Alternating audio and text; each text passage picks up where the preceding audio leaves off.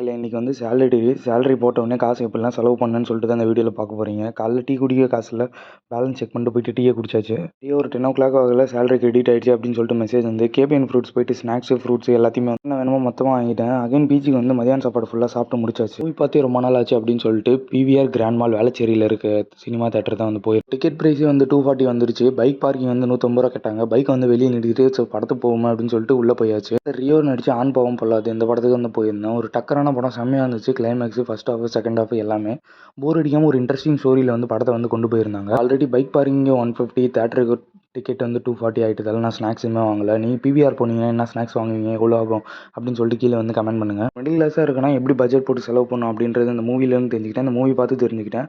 ஆக்சுவலாக ஒரு படத்துக்கு போகணுன்னா 1000 ருபீஸ் வந்து செலவாகும். ஸோ ஒன் டேயில் நம்ம 1000 ருபீஸ் செலவு பண்ணுறோம். நம்ம ஒன் டேயில் 1000 ருபீஸ் ஏர்ன் பண்ணுறோம். மவுண்ட் ரோடு எல்ஐசி சைடில் நல்ல ஒரு வேஃபல் ஷாப்னு நினச்சிங்கன்னா இந்த கடையை போய் ரெஃபர் பண்ணுங்கள். எல்ஐசிக்கு ஆப்போசிட்டில் இந்த கர்வ்ஸ் பக்கத்தில் இருக்கும். ஸோ அந்த கடையில் போனீங்கன்னா 100 ரூபாய்க்கு உங்களுக்கு வேஃபல் வந்து கிடைக்கும். சாப்பிட்றது சூப்பராக இருக்கும். எவ்வளோ சீப் அண்ட் பெஸ்ட்டாக நல்ல வேஃபல் நீங்கள் எங்கேயாச்சும் சாப்பிட்றீங்கன்னா கீழே வந்து கமெண்ட் பண்ணுங்கள். மறக்காம வீடியோக்கு லைக்